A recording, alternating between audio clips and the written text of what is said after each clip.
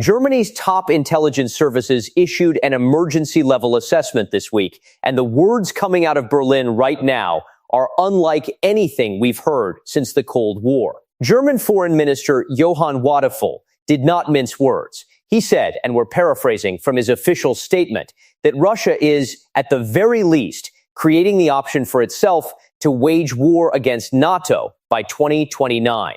Not 2050, not some far-off hypothetical future. By 2029, that is 3 years from now. And here's the part that should make your stomach drop. Europe will not be ready to stop them until 2035. Read that again. Russia could move by 2029. Europe won't close its defense gap until 2035. That is a 5 to 6 year window where NATO's eastern flank is dangerously exposed. And according to multiple intelligence agencies across the continent, Vladimir Putin knows exactly how wide that window is. This is Europe on the edge. And it's happening right now. To understand why this warning is sending shockwaves through every NATO capital, you have to understand what's different about it this time. For years, Western leaders softened the language around Russia's intentions. They called it concerning behavior. They called it destabilizing rhetoric. They talked about dialogue, de-escalation, and diplomatic pathways. But the intelligence community has been quietly sounding a very different alarm. And now that alarm has gone public in a way that cannot be walked back. It was NATO Secretary General Mark Rutte who first shattered the diplomatic calm. Back in December 2025, Rutte stood before NATO allies and delivered a warning so stark, it silenced the room. He said Russia is already escalating its covert campaign against European societies. He didn't stop there. He told NATO members they must be prepared for the scale of war that their grandparents or great-grandparents endured. Let that sink in. The head of the world's most powerful military alliance just invoked World War II, not as history, but as a possibility for the near future. That was the warning shot. What came next was even more alarming. In February 2026, Germany's Chief of Defense General Carsten Breuer and the UK's Chief of Defense Staff, Air Marshal Sir Richard Knighton, jointly issued an extraordinary military assessment. Two of NATO's most senior uniformed commanders standing together, telling the world that the threat is real, it is concrete, and it is coming sooner than most Europeans want to believe. Then came the Dutch. The Netherlands' MIVD intelligence service released its 2026 annual threat assessment, and it contained a detail that stopped analysts cold. According to Dutch intelligence, Russia's goal in any potential NATO confrontation would not even be to win on the battlefield in the traditional sense. Moscow's strategy, they say, would be to use limited territorial grabs to pull NATO apart politically, and if necessary, do so under the explicit threat of nuclear weapons. Think about what that means. Russia doesn't need to defeat NATO militarily. It just needs to create enough fear, enough internal disagreement, enough political fracture within the alliance, and the whole deterrence structure begins to crack. That is the strategy. And Europe is only now beginning to fully reckon with it. What makes this moment especially significant is that this warning isn't coming from one country, one analyst, or one nervous general. It is a convergence, a rare and chilling consensus across the intelligence agencies of multiple NATO nations, all pointing in the same direction.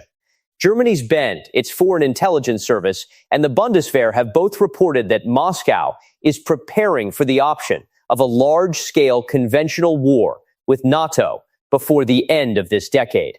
German Defense Minister Boris Pistorius has been even more specific, citing 2028 to 2029 as a realistic timeline for when Russia could be ready to act.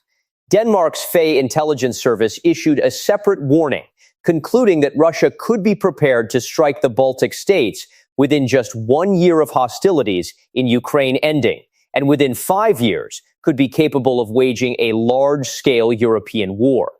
Estonia's Foreign Intelligence Service has flagged something equally disturbing. While they note no attack is expected in 2026 itself, they are sounding the alarm over what Russia is quietly doing right now. Massive drone integration into its military, long-term force reconstitution along NATO's eastern flank, and expanded troop deployments that are not defensive in their posture. And then there is America's own intelligence community. The 2026 annual threat assessment of the U.S. intelligence community confirms that Russia is seeking to restore its sphere of influence across the former Soviet space and prevent any further NATO expansion by force, if necessary.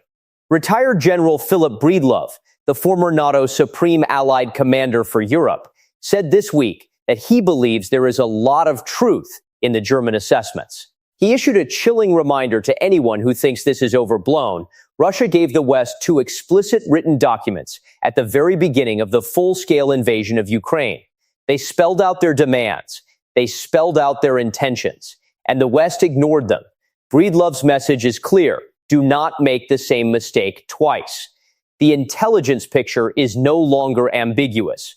And the people whose job it is to track these things are scared. So where does Vladimir Putin stand right now? And why does his current situation make this moment even more dangerous? Here is what analysts are watching very closely. Putin's army is at a standstill in Ukraine. Despite suffering what military observers describe as enormous casualties, Russia has been unable to deliver the kind of decisive battlefield victory that would justify the enormous cost of this war at home.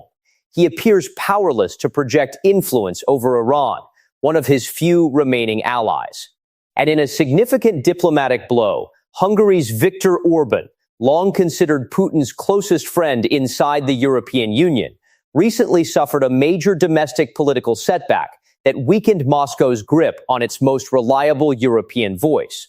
Putin is not in a position of strength, and that, experts warn, is precisely when he becomes most dangerous. A leader with his back against the wall, presiding over a war that has drained his military and his economy, facing a domestic audience that was promised victory, that is a leader who may feel he needs a dramatic move, a move that changes the narrative, a move that demonstrates power at a moment when power is slipping. The Belfer Center for Science and International Affairs released an assessment in February 2026 outlining two specific scenarios NATO military planners are now wargaming. The first, Russia escalates its gray zone activity, cyber attacks, sabotage, covert operations, before culminating in a limited territorial incursion, seizing a small piece of NATO territory to test the alliance's response. The second, and more alarming, a large-scale military offensive designed to isolate the Baltic states, Estonia, Latvia, and Lithuania, cutting them off from the rest of NATO and forcing the alliance into an impossible choice. Both scenarios rely on the same core assumption, that NATO's political unity is its greatest vulnerability. And with uncertainty hanging over American commitment to the alliance under the current political climate in Washington, that assumption is not unreasonable. The question Europe is now asking itself, loudly, urgently, and with a growing sense of panic, is this: can it close that gap before the window opens? The honest answer, according to the experts, is probably not. Not in time. Not at the current pace. European nations have been scrambling to rebuild their defense industries since Russia's full-scale invasion of Ukraine in 2022. Germany passed a massive rearmament package. Poland has launched one of the largest military buildups in European history. The Baltic states have been raising defense spending to levels not seen since independence. France and the UK have been pushing for a stronger European defense architecture that doesn't depend entirely on America. But defense industrial bases don't rebuild overnight. Weapons factories, artillery production lines, ammunition stockpiles, trained soldiers, these take years to develop. The U Institute for Security Studies confirmed in its 2026 Global Risk Assessment that even with the current acceleration, Europe's critical military capability gaps will not be closed until 2035. The machinery of deterrence is moving, just not fast enough. What has also complicated the picture is the uncertainty around American commitment. The U Institute noted bluntly that if U.S. commitment to NATO is less certain, the deterrence structure becomes shakier. Adversaries begin to believe they can probe, sabotage, and escalate without triggering a unified response.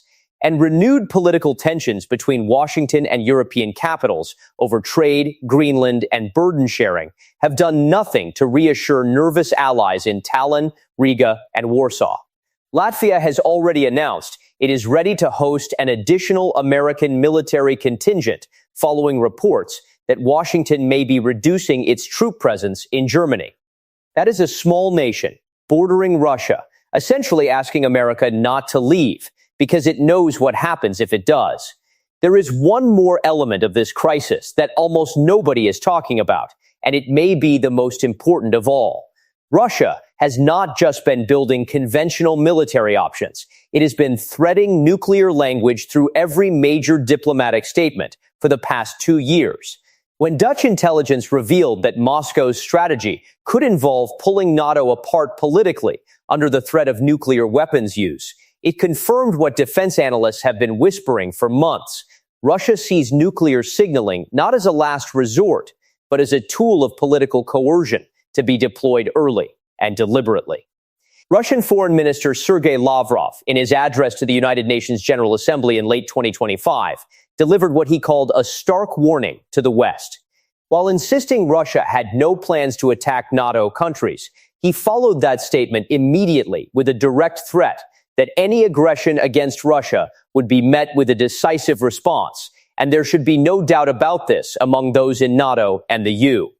That combination, denial of offensive intent, followed immediately by a nuclear-tinged threat, is a classic piece of strategic messaging designed to create fear without crossing a line. Meanwhile, in the gray zone below the threshold of open war, Russia has already been active. Estonian authorities accused Russian jets of violating their airspace.